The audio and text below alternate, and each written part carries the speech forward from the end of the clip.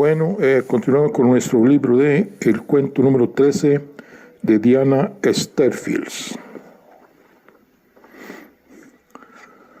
Vamos a continuar y el capítulo es de Jane Eyre y el horno. Cuando regresé a Yorkshire, nadie me pidió explicaciones por mi destierro. Judith me recibió con una sonrisa forzada.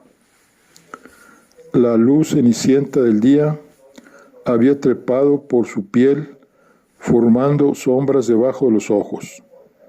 Descorrió unos centímetros más las cortinas de la ventana de mi sala de estar, pero no salimos de la penumbra.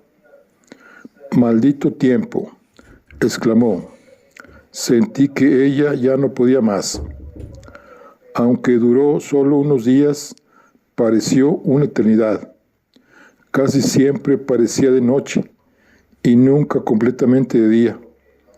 El efecto oscurecedor del cielo plomizo nos hacía perder la noción del tiempo. La señorita Winter llegó tarde a una de nuestras reuniones matutinas. También ella estaba pálida. Yo no sabía si eran indicios de un dolor reciente u otra cosa lo que proyectaban oscuras sombras en sus ojos. «Le propongo un horario más flexible para los encuentros», dijo una vez instalada en su círculo de luz. Bien. Yo estaba al corriente de sus noches desapacibles por mi entrevista con el médico. Percibía si la medicación que tomaba para controlar el dolor estaba perdiendo fuerza y no había alcanzado aún su punto máximo de efectividad.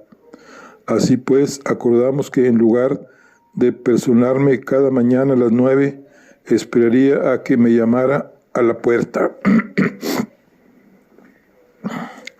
Al principio quiso verme entre las 9 y las 10. Luego empezó a retrasarse. Cuando el doctor le modificó la dosis, a la señorita Winter le dio por citarme temprano, pero nuestras reuniones eran más breves. Después adquirimos la costumbre de reunirnos 2 o 3 veces al día, a cualquier hora. Unas veces me llamaba cuando se encontraba bien y hablaba largo y tendido, prestando atención a los detalles. Otras veces me llamaba cuando tenía dolores. En esas ocasiones no buscaba tanto la compañía como el poder anestésico de la narración. El fin de mis reuniones de las 9 fue otra ancla que hasta entonces me situaba en el tiempo que desapareció. Escuchaba la historia de la señorita Winter, la escribía. Cuando dormía soñaba con la historia y cuando estaba despierta era la historia la que formaba el constante telón de fondo de mis pensamientos. Sentí estar viviendo dentro de un libro. Ni siquiera necesitaba salir de él para comer, pues podía sentarme a la mesa y leer mi transcripción mientras picaba de los platos que Judith me llevaba a la habitación. Las gachas señalaban que era por la mañana. La sopa y la ensalada significaban mediodía. El filete y la tarta de riñones representaban la noche. Recuerdo haber cavilado durante un largo rato sobre un plato de huevos revueltos. ¿Qué hora sería? Podía ser cualquier hora. Di un bocado y lo aparté. En ese largo e indiferenciado periodo hubo algunos indicios que llamaron mi atención. Los anoté en su momento, separadamente de la historia, y ahora merece la pena recordarlos. He aquí uno de ellos. Me hallaba en la biblioteca. Estaba buscando Jane Eyre y encontré casi un estante entero de ejemplares. Era la colección de una fanática. Había ejemplares modernos y baratos que no tendrían ningún valor en una librería de viejo. Ediciones que salían al mercado tan raramente que era difícil ponerles un precio, y ejemplares que encajaban en todas las categorías comprendidas entre esos dos extremos. El volumen que yo estaba buscando era una edición corriente, aunque peculiar, de finales de siglo. Mientras curioseaba, Judith entró con la señorita Winter y colocó la silla junto al fuego. Cuando Judith se hubo marchado, la señorita Winter preguntó: ¿qué está buscando? Jane Eyre. ¿Le gusta Jane Eyre? Mucho. ¿Y a usted? Sí. Tembló por un escalofrío. ¿Quiere que avive el fuego? La señorita Winter bajó los párpados como si le hubiese asaltado una oleada de dolor. Supongo que sí. Cuando el fuego volvió a arder con fuerza, dijo: «Tiene un momento, Margaret, tome asiento». Y tras un minuto de silencio dijo: «Imagine una cinta transportadora, una enorme cinta transportadora, y al final de la misma un gigantesco horno. En la cinta transportadora hay libros, todos los ejemplares del mundo, de todos los libros que usted ama, colocados en la fila. Jane Eyre, Billets, La Dama de Blanco, Middlemarch, contribuí. Gracias, Middlemarch». E imagine una palanca con dos letreros, encendido y apagado. En este preciso instante, la palanca está en la posición de apagado. Al lado hay un individuo con una mano sobre la palanca, a punto de poner en marcha, y usted puede detenerlo. Tiene una pistola en la mano. No tiene más que apretar el gatillo. ¿Qué hace? Eso es absurdo. El individuo gira la palanca. La cinta transportadora se pone en marcha. Pero eso es demasiado extremo. Estamos hablando de un caso hipotético. El primero en caer es Shirley. No me gusta esa clase de juegos. Ahora es George Sand quien empieza a arder. Suspiré y cerré los ojos. Por ahí viene Cumbres Borrascosas. ¿Va a dejar que arda? No pude evitarlo. Vi los libros, vi su inexorable avance hacia la boca del horno y me estremecí. Como quiera, ahí va. También Jane Eyre. Jane Eyre. De repente sentí la boca seca. Solo tiene que disparar. No la delataré. Nadie lo sabrá jamás. Esperó. Los ejemplares de Jane Eyre han empezado a caer. Solo unos pocos. Hay muchos más. Aún dispone de tiempo para tomar una decisión. Me froté nerviosamente el pulgar contra el borde áspero de la uña del dedo corazón. Están empezando a caer más y más deprisa. La señorita Winter no apartaba la mirada de mí. La mitad ha sido engullida ya por las llamas. Piense, Margaret. Muy pronto Jane Eyre habrá desaparecido para siempre. Piense. La señorita Winter parpadeó. 2/3. Solo una persona. Margaret, solo una persona diminuta e insignificante. Parpadeé. Todavía dispone de tiempo, aunque poco. Recuerde que esa persona insignificante está quemando libros. ¿Realmente merece vivir? Parpadeó. Parpadeo.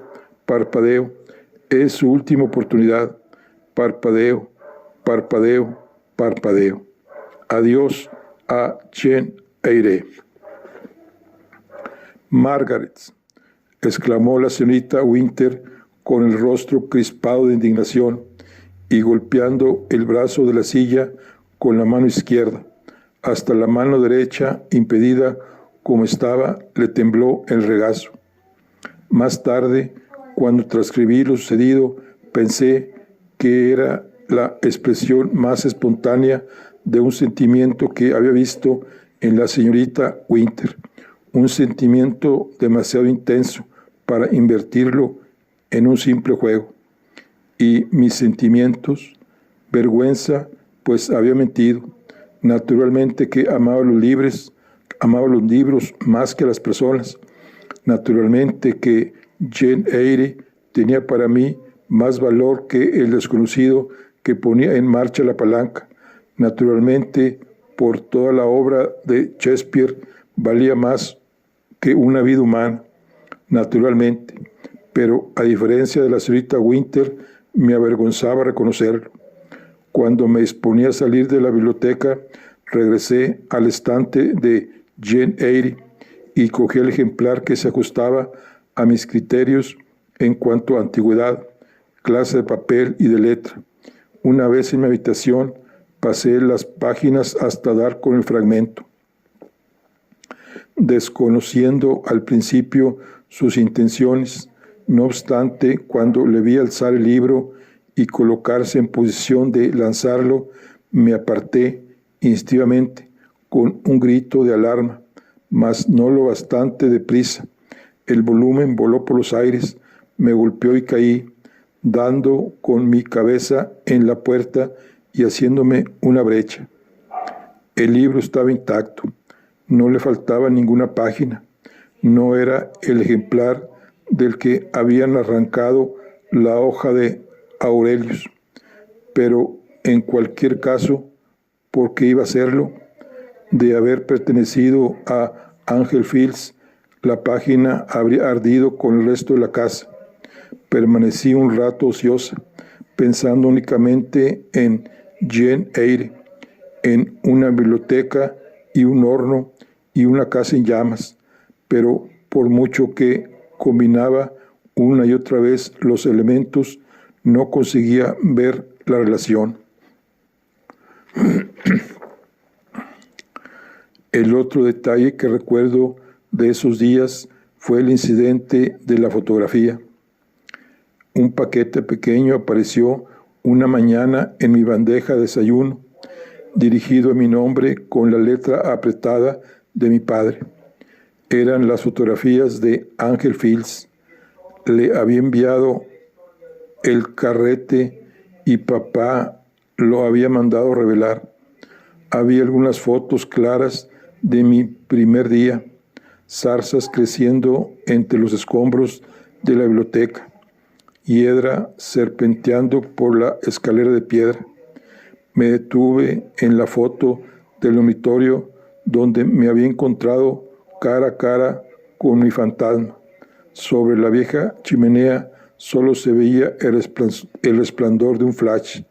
Así todo la separé de las demás fotos y la guardé en mi libreta. Las demás fotografías correspondían a mi segunda visita, el día en que el tiempo había sido tan desfavorable.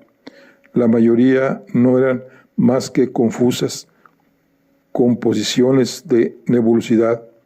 Recordaba tonos grises recubiertos de plata, una neblina deslizándose como un velo de gasa, mi aliento en la frontera entre el aire y el agua, pero mi cámara no había captado nada de eso.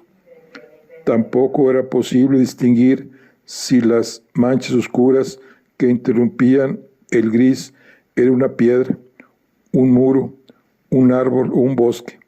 Después de pasar media docena de fotos más desistí.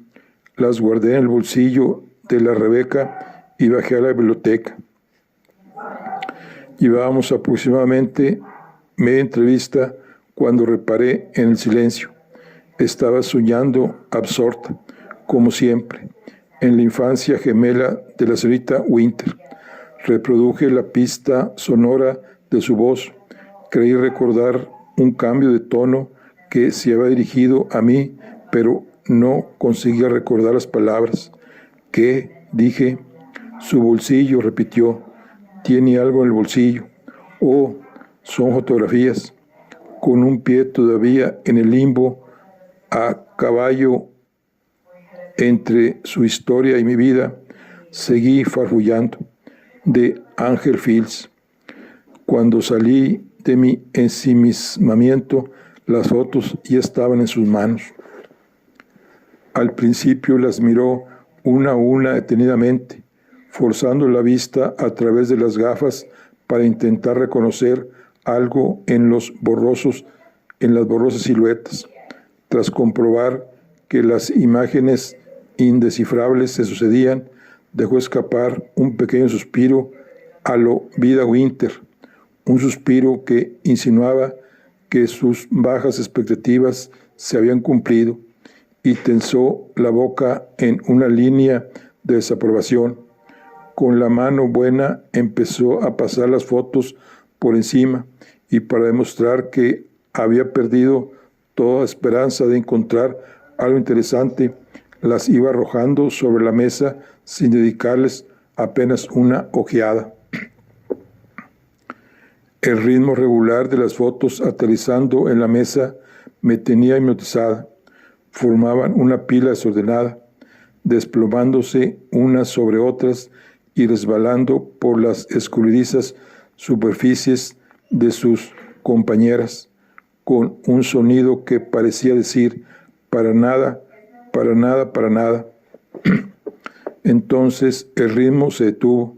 La señorita Winter estaba totalmente rígida, sosteniendo una foto en alto y estudiándola con el entrecejo fruncido. Ha visto un fantasma, pensé. Al rato, fingiendo no ser consciente de mi mirada, colocó la foto detrás de las docenas aún pendientes y siguió pasando y arrojando fotos humantes. Cuando la foto que había llamado su atención reapareció, la añadió al montón sin detenerse apenas a mirarla. Jamás habría adivinado que era Ángel Fields, pero si usted lo dice, comentó con suma frialdad.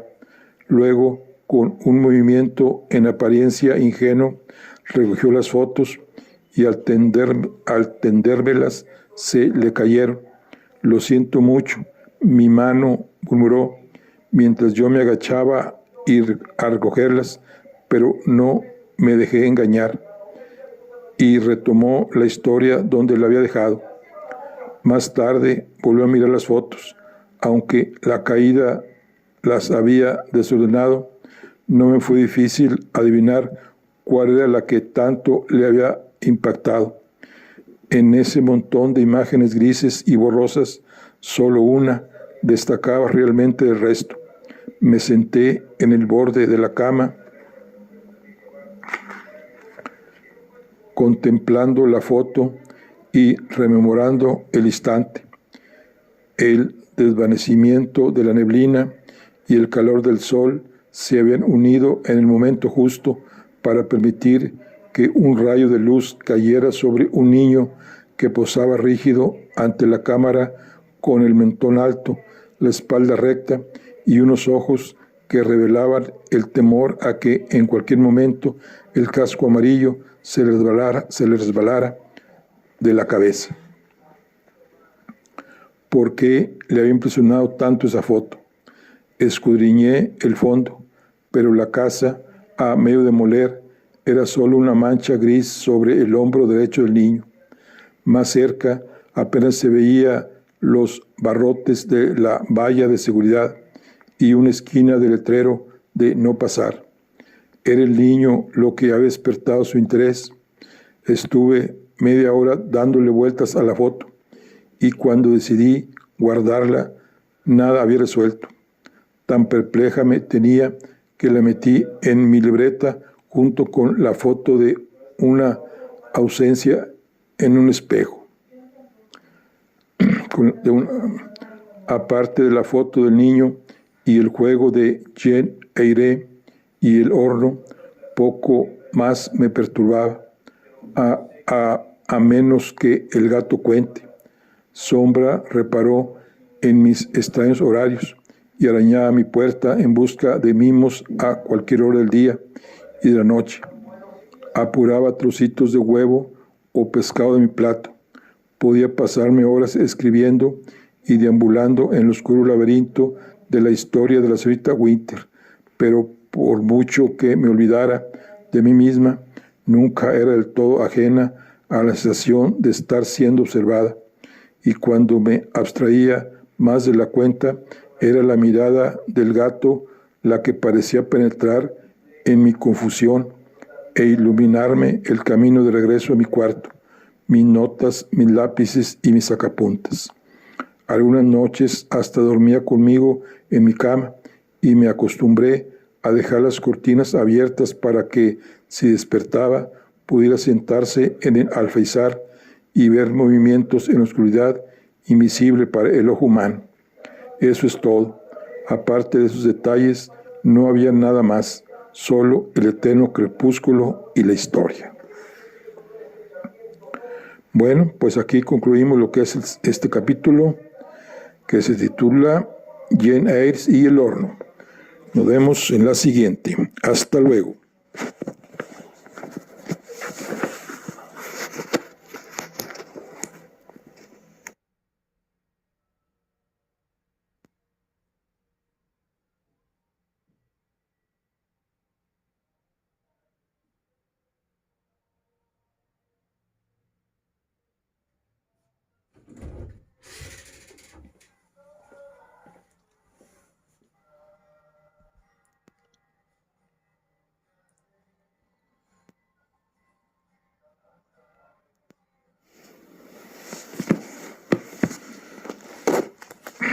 Bueno, continuando con nuestro libro de el cuento número 13 de Diana Steelfields. Vamos a el capítulo 29, que es desmoronamiento. Isabelle se había ido. Hester se había ido. Charlie se había ido.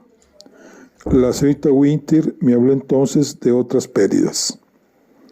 Arriba, en el desván, apoyé la espalda contra la crujiente pared y empujé para obligarla a ceder. Luego aflojé, así una y otra vez. Estaba tentando la suerte. ¿Qué ocurriría? Me preguntaba si la pared se desplomara, se hundiría el tejado, cederían las tablas del suelo con el peso de la caída. Era posible que las tejas, las vigas y la piedra atravesaran los techos, hundiendo camas y cajas, como si de un terremoto se tratara. ¿Y qué pasaría luego? ¿Se detendría ahí? ¿Hasta dónde podría llegar? Seguí empujando, provocando la pared, desafiándola a caer, pero no cayó. Incluso bajo coacción, resulta sorprendente lo que una pared muerta es capaz de aguantar. En medio de la noche me desperté con un retumbo en los oídos. El estruendo ya había cesado, pero aún me resonaban en los tímpanos y el pecho. Salté de la cama y corrí hasta las escaleras seguidas de Emmeline. Alcanzamos el descansillo, al mismo tiempo que John, que dormía en la cocina, llegaba a la escalera. De pie, en medio del vestíbulo, estaba el ama, en camisón, mirando hacia arriba. A sus pies había un enorme bloque de piedra y en el techo, directamente encima de su cabeza, un agujero. En el aire flotaba un polvo gris que subía, bajaba, sin decidirse a aposentarse. Fragmentos de yeso, argamasa y madera seguían cayendo de arriba, con un sonido que hacía pensar en ratones dispersándose, y yo notaba los respingos de Emmeline cada vez que un tablón o un ladrillo se desplomaba en las plantas superiores. Los escalones de piedra estaban fríos. Luego astillas y pedacitos de yeso se me fueron clavando los pies. En medio de los cascotes, con los remolinos de polvo asentándose lentamente a su alrededor, el ama semejaba un fantasma. Polvo gris en el pelo, polvo gris en la cara y las manos, polvo gris en los pliegues de su largo camisón. Estaba completamente inmóvil, mirando hacia arriba. Me acerqué a ella y uní mi mirada a la suya. Vimos el agujero en el techo y a través de él otro agujero en otro techo y encima otro techo con otro agujero. Vimos el papel de peonías del primer dormitorio, el dibujo del enrejado de hiedra de la habitación superior y las paredes de color gris claro del pequeño cuarto del desván. Y por encima de todo eso, muy por encima de nuestras cabezas, vimos el agujero del tejado y el cielo. No había estrellas.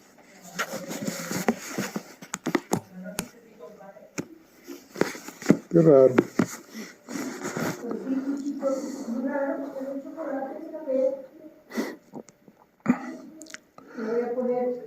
Le cogí la mano.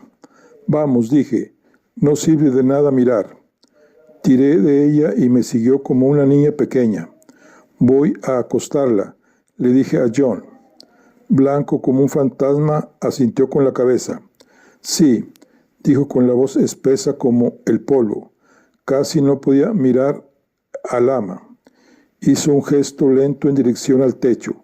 Fue el gesto lento de un hombre a punto de ahogarse en una corriente, y yo empezaré a arreglar todo esto.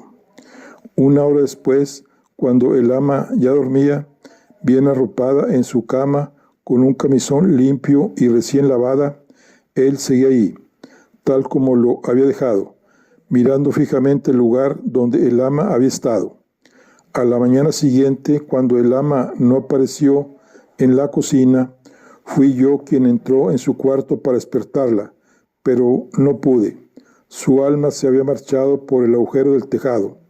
La hemos perdido, le dije a John en la cocina. Está muerta.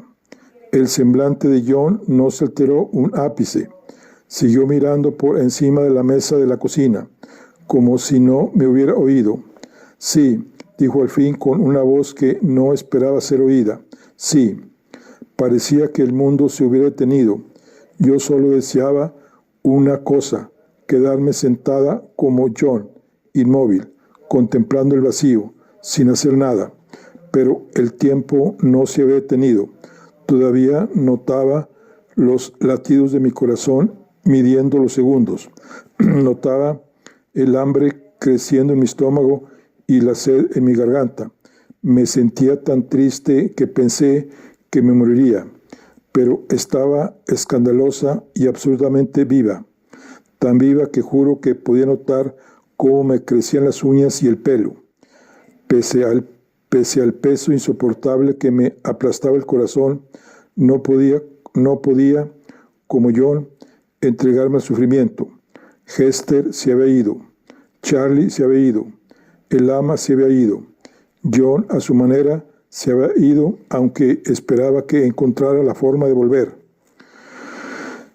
Entre tanto, la niña en la neblina iba a tener que salir de las sombras. Había llegado el momento de dejar de jugar y crecer. Pondré agua a hervir, dije. Te prepararé una taza de té. No era mi voz. Otra muchacha, una muchacha sensata, competente y normal, se había abierto paso a través de mi piel y había tomado el mando. Parecía saber exactamente qué debía hacerse. Mi asombro era solo parcial. ¿Acaso no me había pasado media vida observando a la gente vivir sus vidas? Observando a Hester, observando al ama, observando a los vecinos del pueblo. Me replegué en silencio mientras la muchacha competente ponía agua a hervir, calculaba las hojas, las removía y servía el té. Puso 2 cucharadas de azúcar en la taza de John, 3 en la mía. Entonces bebí, y cuando el té dulce y caliente alcanzó mi estómago, dejé finalmente de temblar. Bueno, aquí concluimos la charla del día de hoy. Nos vemos en la siguiente.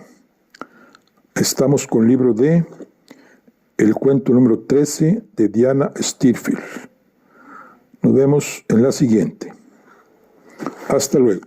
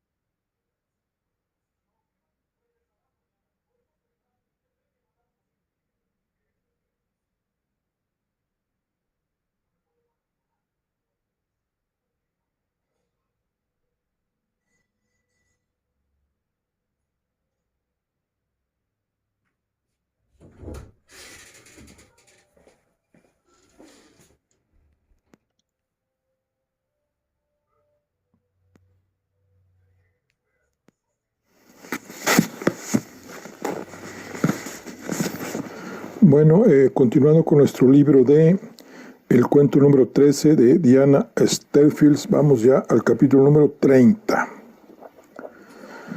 que se llama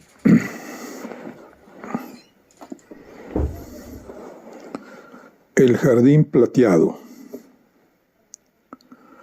Antes de despertar por completo, tuve la sensación de que algo había cambiado. Un instante después, antes incluso de abrir los ojos, supe de qué se trataba. Supe de qué se trataba. Había luz. Adiós a las sombras que habían estado merodeando por mi habitación desde el comienzo del mes. Adiós a los rincones sombríos y el aire lúgubre. La ventana era un rectángulo claro y por ella entraba una claridad que iluminaba cada detalle de mi habitación. Llevaba tanto tiempo sin verla que la dicha se apoderó de mí, como si no fuera únicamente una noche lo que había terminado, sino el invierno entero, como si hubiese llegado la primavera. El gato estaba en el antepecho de la ventana mirando fijamente el jardín. Al oírme, bajó de un salto y arañó la puerta con las patas. Pidió salir. Me vestí, me puse el abrigo y bajamos con sigilo a la cocina. Caí en la cuenta de mi error en cuanto salí. No era de día. Lo que brillaba en el jardín, ribeteando de plata las hojas y acariciando el contorno de las estatuas, no era el sol, sino la luna. Me detuve en seco y la miré. Era un círculo perfecto, suspendido pálidamente en un cielo sin nubes. Hechizada, me habría quedado ahí hasta el alba, pero el gato, impaciente, se arrimó a mis tobillos pidiendo mimos, y me agaché para acariciarlo. En cuanto lo toqué, se apartó de mí.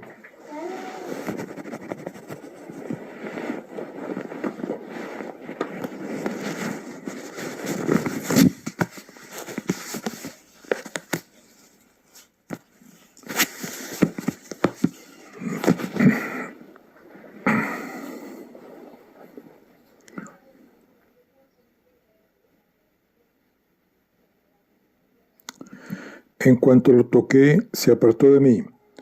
Luego se detuvo a unos metros y miró por encima de su hombro. Me subí el cuello del abrigo. Hundí mis ateridas manos en los bolsillos y lo seguí.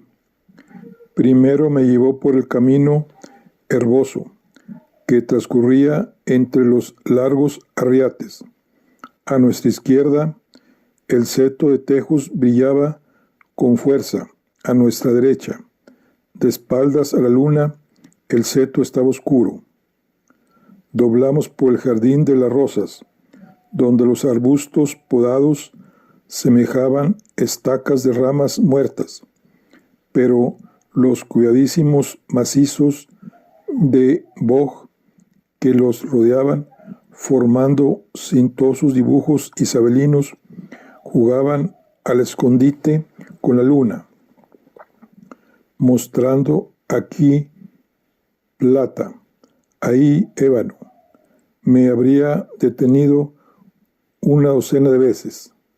Una hoja de hiedra girada lo justo para atrapar por completo la luz de la luna. La aparición repentina del enorme roble dibujado con una claridad sobrenatural contra el cielo blanquecino, pero no podía. El gato seguía avanzando resuelto, con la cola en alto como la sombrilla de un guía turístico indicando: por aquí síganme. En el jardín tapiado se subió al muro que rodeaba el estanque de la fuente y recorrió la mitad de su perímetro sin prestar atención al reflejo de la luna que centellaba en el agua como una moneda brillante en el fondo. Cuando estuvo frente a la entrada arqueada del invernadero, saltó del muro y caminó hacia ella. Se detuvo debajo del arco, miró a izquierda y derecha, con detenimiento, divisó algo y se escabulló en esa dirección, desapareciendo de mi vista. Intrigada, me acerqué de puntillas al arco y miré a mi alrededor. Un invernadero rebosa de colorido si lo ves en el momento adecuado del día, en el momento adecuado del año. Para cobrar vida necesitas en gran medida de la luz del día. El visitante de medianoche ha de aguzar la vista para apreciar sus atractivos. Demasiada oscuridad para distinguir las hojas de el éboro, bajas y espaciadas sobre la tierra negra. Demasiado pronto en la estación para disfrutar del brillo de las campanillas de invierno. Demasiado frío para que el torbisco desprendiera su fragancia. Había incluso avellanas de bruja.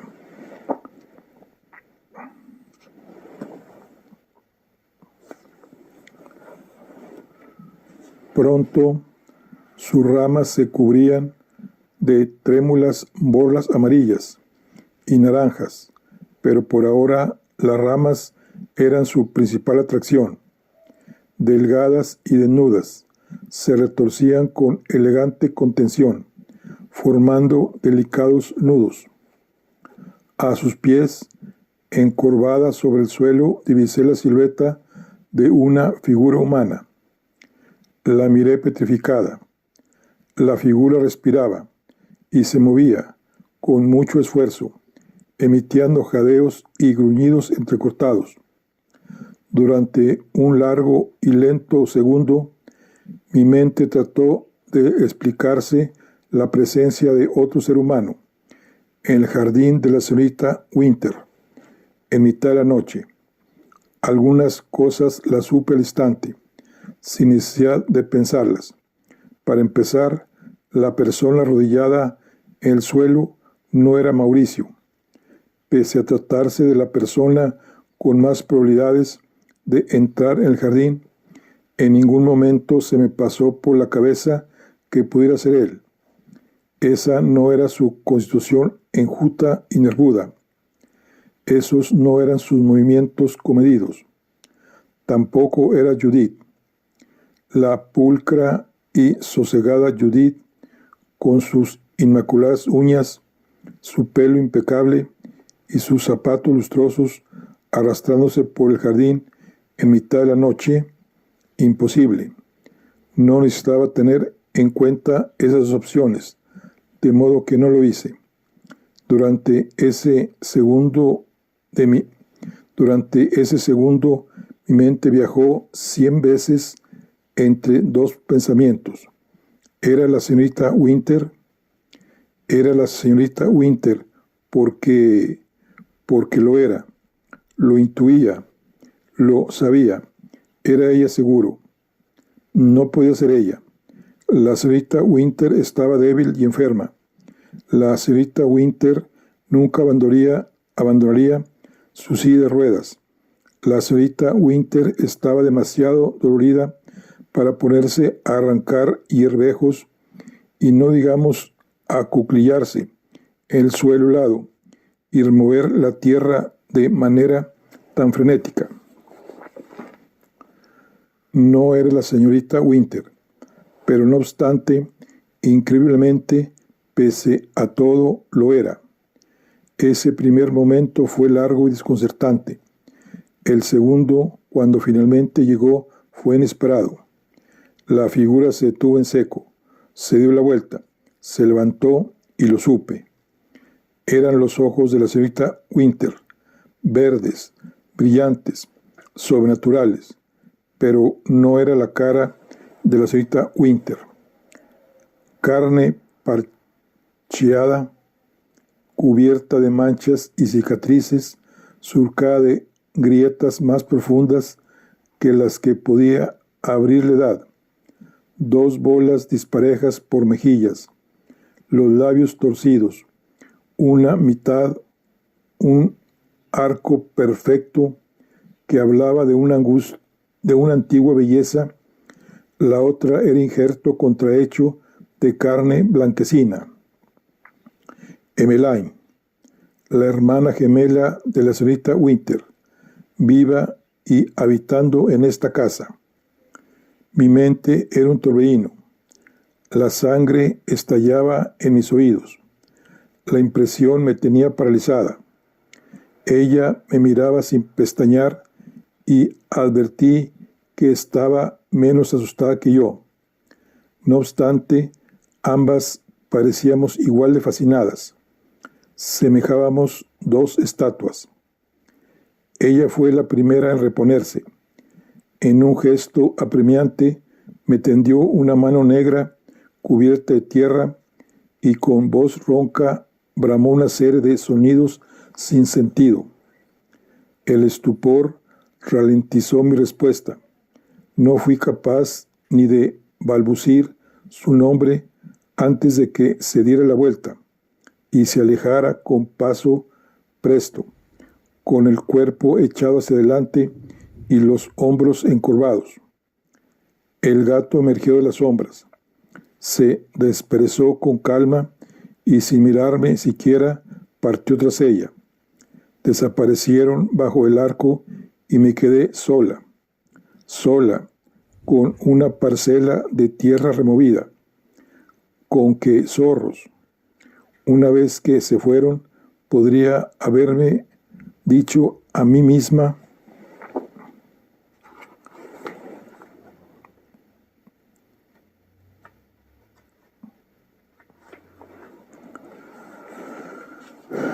que lo había imaginado, que había estado caminando sonámbula, mientras soñaba que la hermana gemela de Adeline se me aparecía y me susurraba un mensaje secreto e inteligible. Pero yo sabía que no había sido un sueño, y aunque ya no podía ver a Emmeline, podía oír su tatareo, su tarareo, ese exasperante inarmónico fragmento de 5 notas, la, la, la, la. Me quedé quieta, escuchándolo, hasta que se apagó por completo. Entonces me di cuenta de que tenía las manos y los pies helados y me encaminé hacia la casa. Bueno, continuamos ahora con el capítulo número 31. El alfabeto fonético. Habían transcurrido muchos años desde que aprendiera el alfabeto fonético. Todo comenzó por una tabla de un libro de lingüística que había en la librería de papá.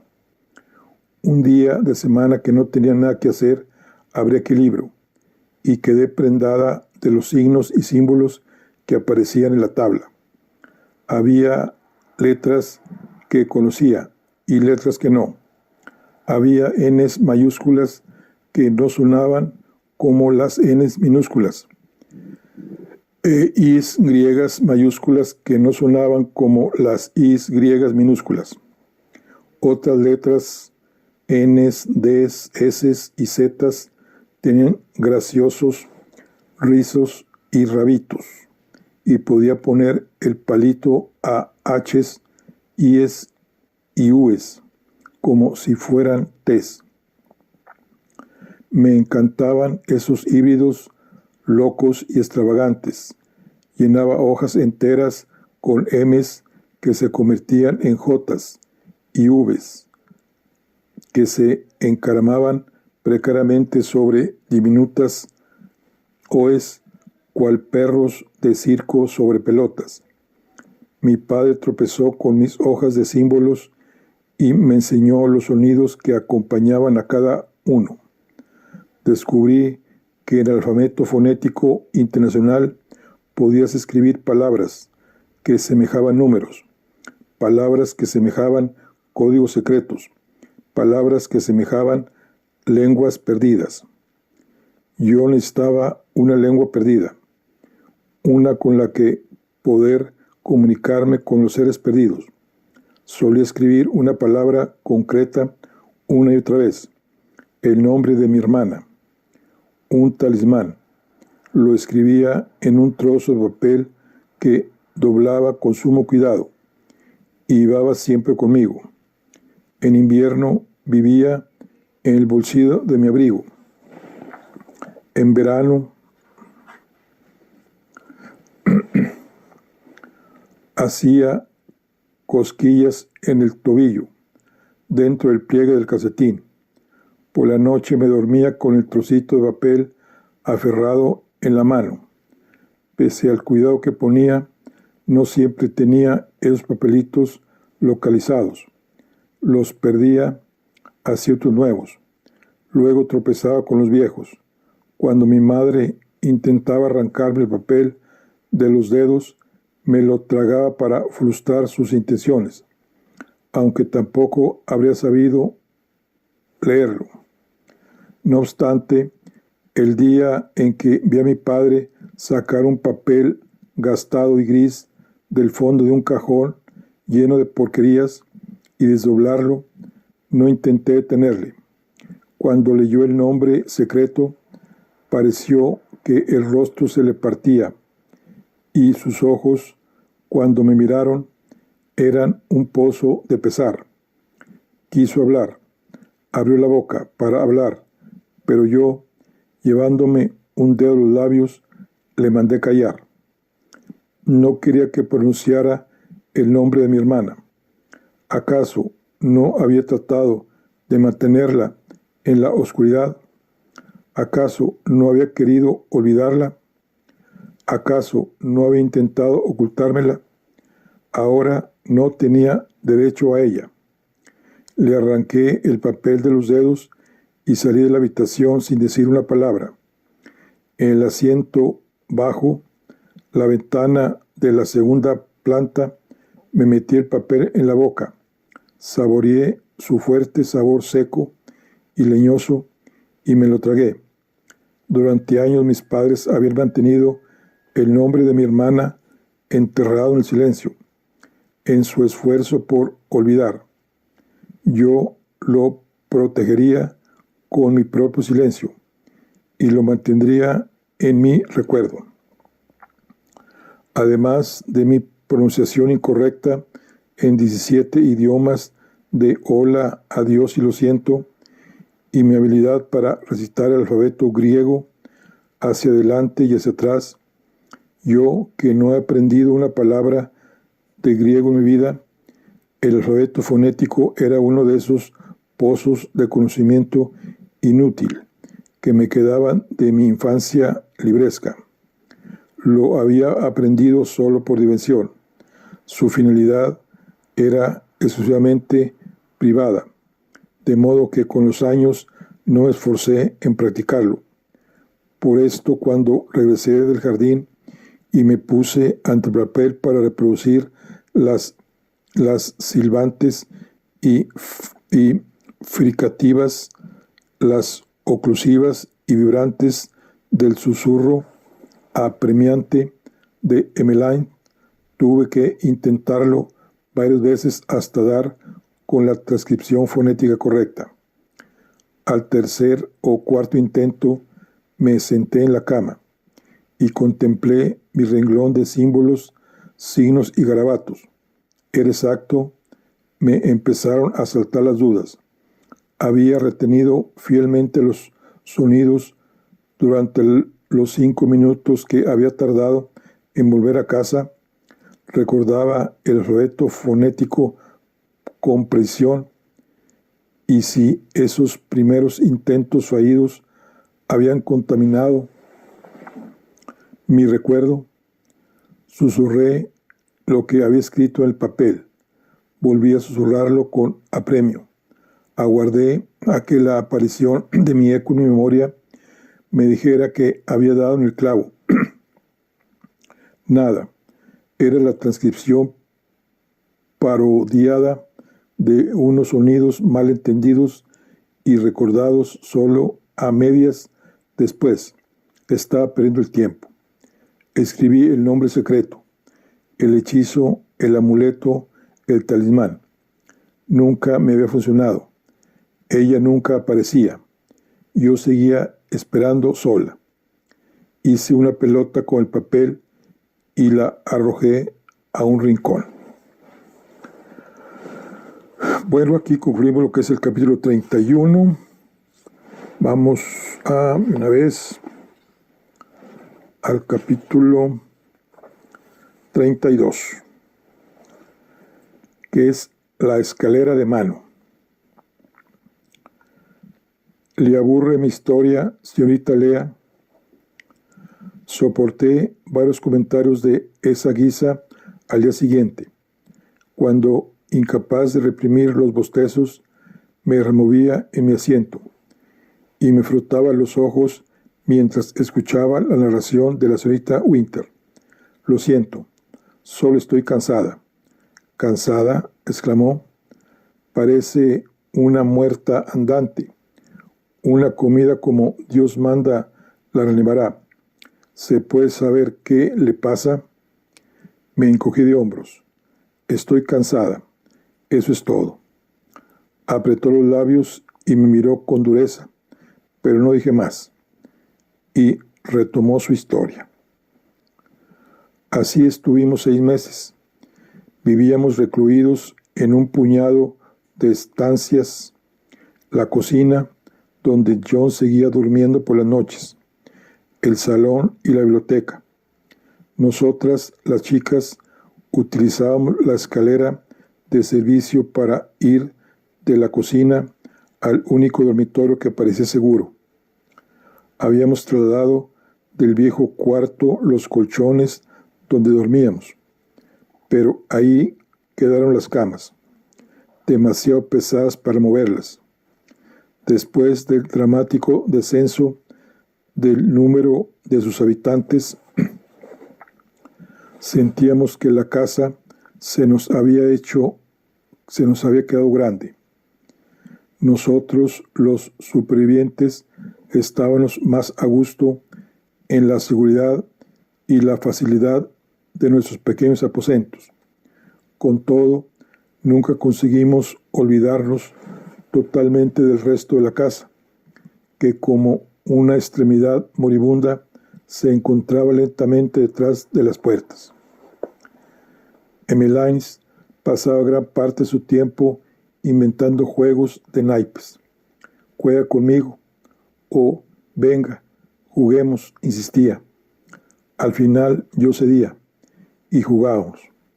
Juegos extraños, con reglas que cambiaban constantemente. Juegos que solo ella entendía y partidas que siempre ganaba, lo cual le producía una gran alegría.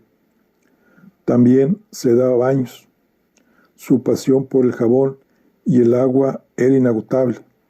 Se pasaba horas entretenidas en el agua que yo había calentado para lavar la ropa y los platos. No me molestaba. Por lo menos una de nosotros era feliz. Antes de cerrar las habitaciones,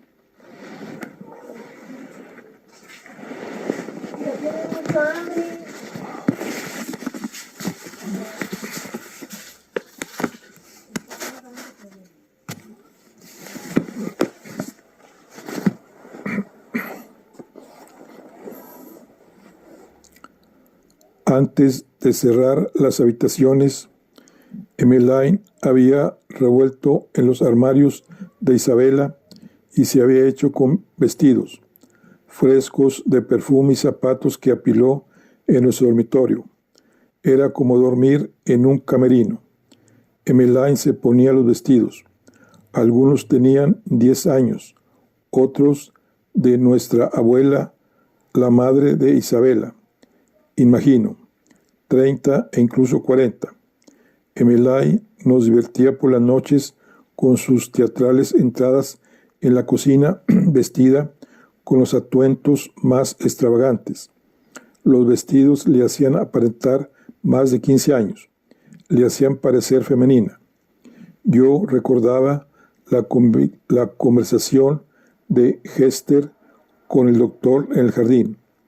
No veo razones para que Emmeline no pueda casarse algún día. Y recordaba lo que el ama me había contado de Isabela y las meriendas al aire libre. Era la clase de muchacha que los hombres no pueden mirar sin desear tocarla, y me asaltaba una repentina ansiedad. Pero luego Emmeline se dejaba caer pesadamente en una silla de la cocina, sacaba una baraja de cartas de la bolsa de seda y decía, toda aniñada, anda, juega conmigo. A las cartas. Aunque eso conseguía tranquilizarme un poco, me aseguraba que no saliera de casa vestida así.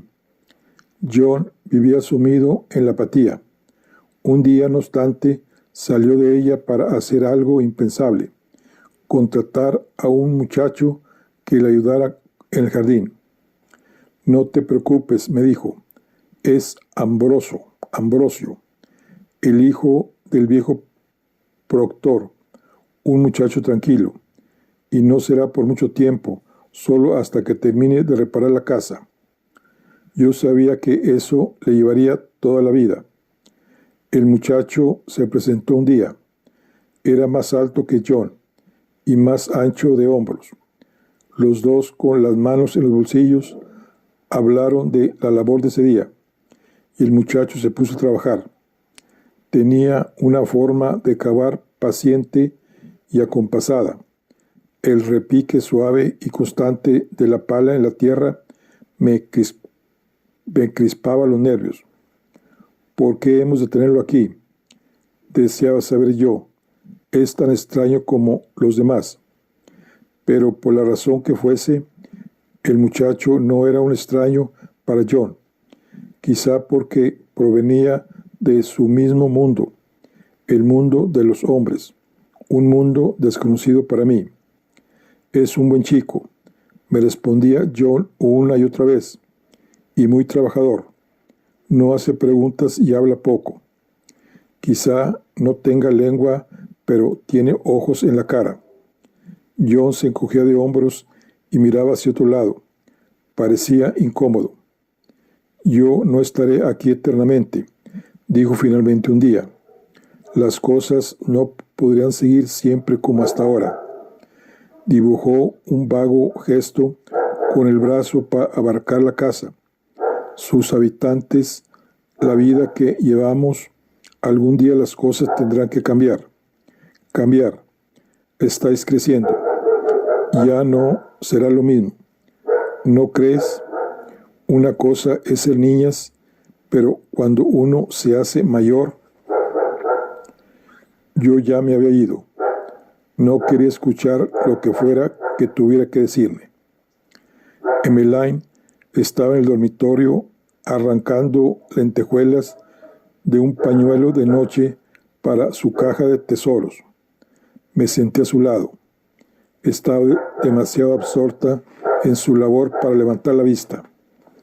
Sus dedos regordetes jugueteaban incansablemente con una lentejuela hasta que ésta se desprendía y le echaba en la caja. Era un trabajo lento, pero Emmeline tenía todo el tiempo del mundo.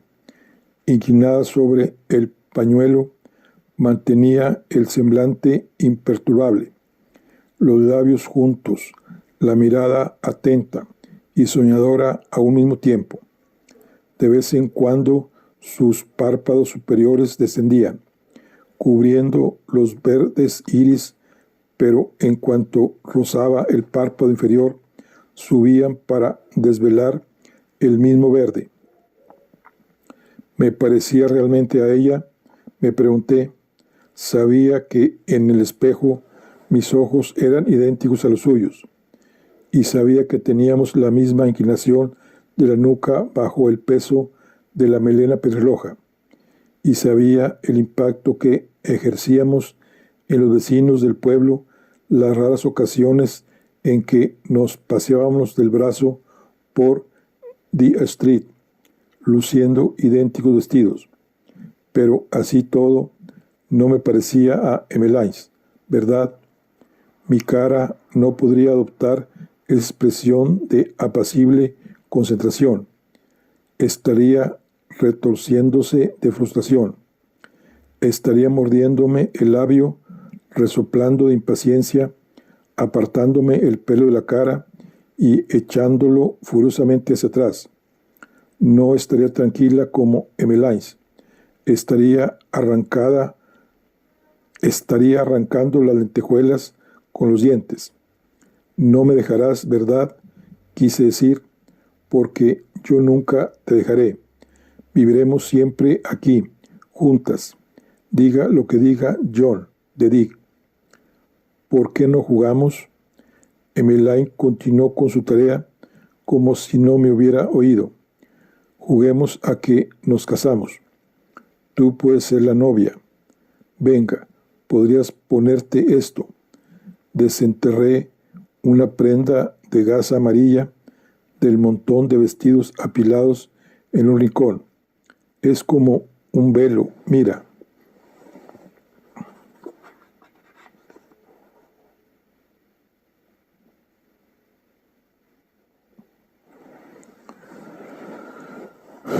Emmeline no levantó la vista, ni siquiera cuando se lo eché por la cabeza.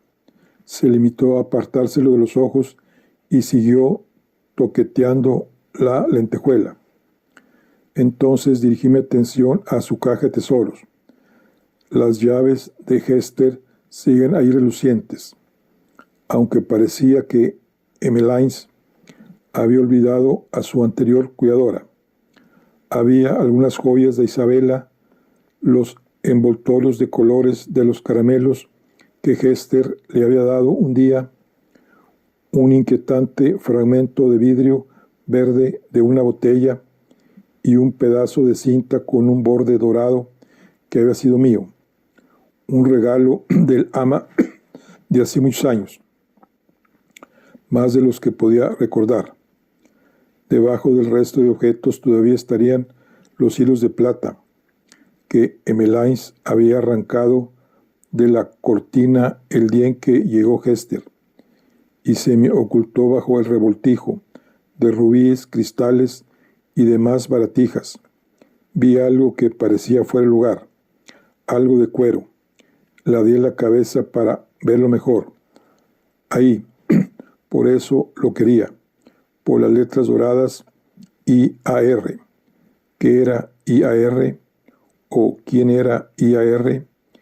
Incliné la cabeza hacia el otro lado y divisé algo, un candado diminuto y una llave diminuta. No era de extrañar que estuviera en la caja de tesoros de Emmeline. Letras doradas y una llave. Supuse que era su posesión más preciada, y de repente caí en la cuenta. IAR, diario. Alargué una mano, rápida como un rayo. Su aspecto podía ser engañoso. La mano de Emmeline descendió como un torno sobre mi muñeca y la detuvo. Con gesto firme, sin mirarme, apartó mi mano y bajó la tapa. La presión de sus dedos me había dejado marcas blancas en las muñecas. Voy a irme, dije, para poner a prueba. Mi voz no sonaba, muy convincente. Hablo en serio, y voy a dejarte aquí. Voy a crecer y a vivir por mi cuenta. A renglón seguido, llena de digna autocompasión, me levanté y salí del cuarto. Emmeline no fue a buscarme al asiento bajo la ventana de la biblioteca hasta bien entrada la tarde. Yo había corrido la cornisa para esconderme, pero Emmeline entró directamente en la biblioteca y miró a su alrededor. La oí acercarse, noté el movimiento de la cortina cuando la levantó. Con la frente pegada a la ventana, yo estaba observando las gotas de lluvia en el cristal. El viento las hacía temblar. y amenazaba constantemente con emprender uno de sus recorridos zigzagueantes, en que engullían las gotitas que encontraba a su paso y dejaban tras de sí una breve senda plateada. Se acercó y posó su cabeza en mi hombro. Me sacudí con brusquedad para quitármela de encima. Me negaba a darme la vuelta y hablarle. Emmeline me cogió la mano y deslizó algo en mi dedo. Esperé a que se fuera para ver qué era. Un anillo. Me había dado un anillo. Giré la piedra sobre la parte interna del dedo y la acerqué a la ventana. La luz la resucitó, verde como el color de mis ojos, verde como el color de los ojos de Emmeline. Emmeline me había dado un anillo. Cerré los dedos en un fuerte puño con la piedra contra mi corazón. John recogía los cubos de agua de lluvia y los vaciaba. Pelaba verduras para el puchero, iba a la granja y regresaba con leche y mantequilla. No obstante, después de cada tarea, su energía lentamente acumulada parecía agotarse, y en cada ocasión me preguntaba si le caerían fuerzas para levantar su enjuto cuerpo de la mesa y continuar con la siguiente. Vamos al jardín de las figuras. Le pregunté, ¿podrías enseñarme qué hay que hacer ahí? No me contestó. De hecho, creo que apenas me oyó. Dejé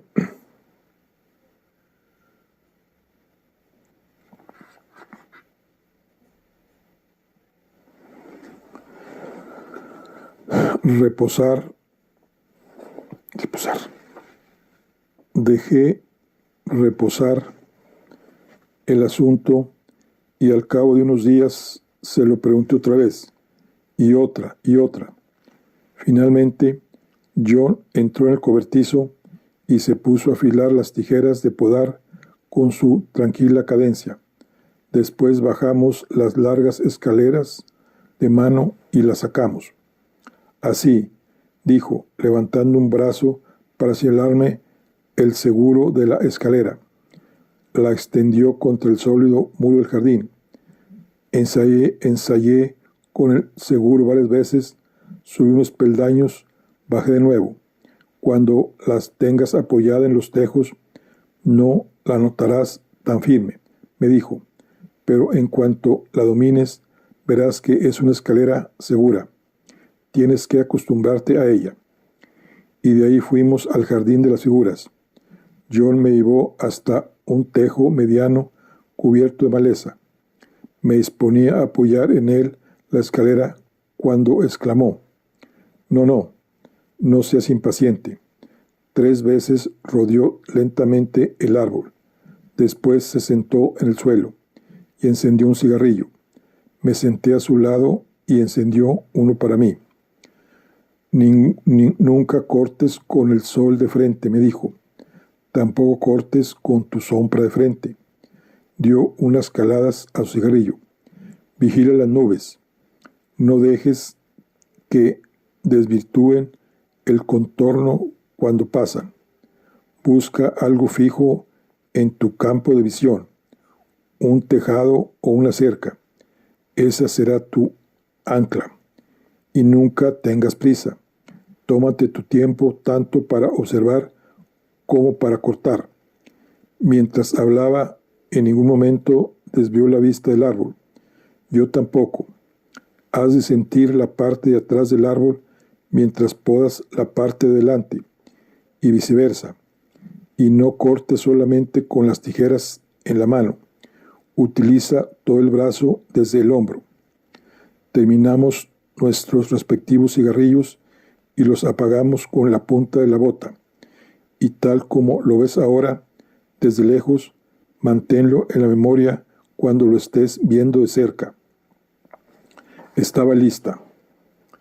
3 veces me dejó apoyar la escalera en el árbol antes de convencerse de que estaba segura. Entonces cogí las tijeras de podar y subí. Trabajé durante 3 horas. Al principio era consciente de la altura. Miraba constantemente hacia abajo. Tenía que obligarme a subir cada nuevo escalón. Y cada vez que desplazaba la escalera, necesitaba varios intentos para afianzarla. No obstante, poco a poco la tarea me fue absorbiendo. Llegó un momento en que ya no sabía a qué altura me encontraba. Tan concentrada estaba en la forma que estaba creando. John rondaba cerca. De vez en cuando hacía un comentario. Vigila tu sombra. O piensa en la parte de atrás. Pero el resto del tiempo se limitaba a observar y fumar. Solo cuando bajé por última vez, retiré el seguro y plegué la escalera, reparé en las dolidas que tenía en las manos, por el pecho, por el peso de las tijeras de podar, pero no me importó. Retrocedí para contemplar mi obra. Rodeé el árbol 3 veces. Mi corazón dio un respingo. Era buena. John asintió con la cabeza. No está mal, declaró. Servirás. Fui al cobertizo a buscar la escalera para podar el jobo gigante, pero la escalera no estaba. El muchacho que tanto me desagradaba estaba en el huerto con el rastrillo.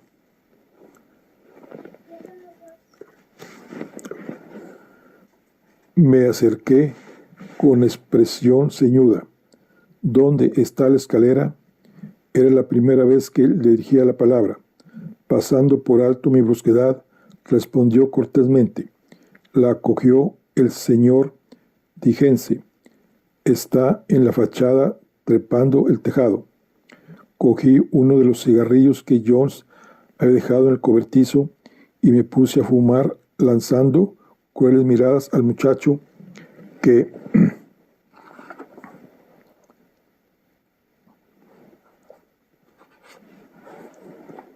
observaba el cigarrillo con envidia. Después afilé las tijeras de podar.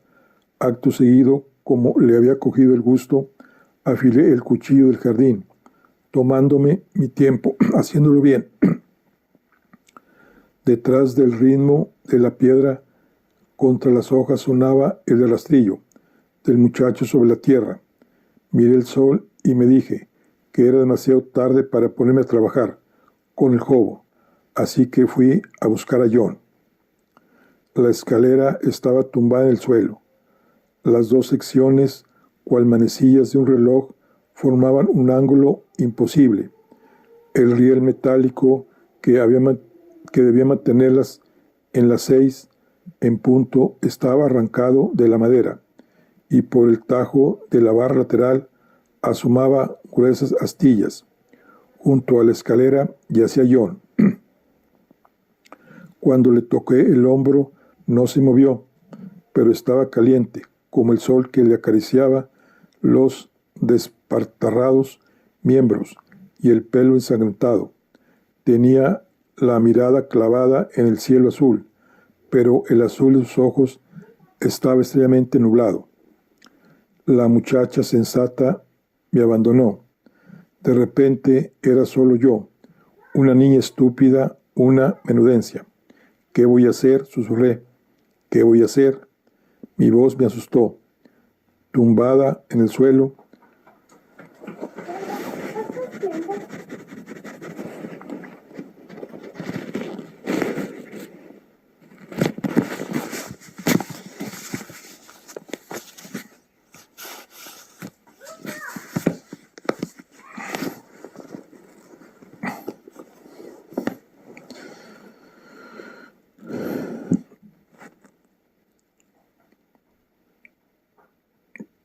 tumbada en el suelo, con mi mano aferrada a la mano de Jones y fragmentos de grava orándome la sien, vi pasar el tiempo. La sombra del saliente de la biblioteca avanzó por la grava y alcanzó los primeros peldaños de la escalera. Poco a poco, peldaño a peldaño, fue trepando hacia nosotros y alcanzó el seguro. El seguro. ¿Por qué John no había comprobado el seguro? Tuvo que comprobarlo. Seguro que lo hizo. Pero si lo hizo, ¿cómo? ¿Por qué? Peldaño a peldaño, la sombra del saliente se iba acercando. Cubrió los pantalones de estambre de John, su camisa verde, su pelo. ¿Cuánto pelo había perdido? ¿Por qué no cuidé mejor de él? No tenía sentido pensar en eso. Y sin embargo, ¿cómo no hacerlo? Mientras reparaba en las canas de John, también reparé en las profundas muecas que las patas de la escalera habían abierto en la tierra, al tambalearse bajo sus pies. Eran las únicas marcas. La grava no es como la arena o la nieve, ni siquiera como la tierra recién removida. No retiene las huellas. No había nada en ella que indicara que alguien pudo haber llegado, pudo haber merodeado por la base de la escalera y una vez terminado lo que había ido a hacer, pudo haberse alejado con toda tranquilidad. A juzgar por las señales en la grava, podría haberlo hecho un fantasma. Todo estaba frío. La grava, la mano de John, mi corazón. Me levanté y me alejé de John sin mirar atrás. Rodeé la casa hasta el huerto. El muchacho seguía ahí. Estaba guardando el rastrillo y la escoba. Al verme se detuvo y me miró fijamente. Luego, cuando me detuve, no te desmayes, me dije. Echó a correr hacia mí para sostenerme. Yo le observaba como si se hallara muy, muy lejos, y no me desmayé, no del todo. Cuando lo tuve cerca sentí que una voz brotaba de mi interior, palabras que no elegí pronunciar, pero que se abrieron paso a la fuerza por mi asfixiada garganta. ¿Por qué nadie me ayuda? Me sujetó por las axilas, me desplomé sobre él, me tumbó lentamente hasta la hierba. Yo te ayudaré, dijo, yo te ayudaré.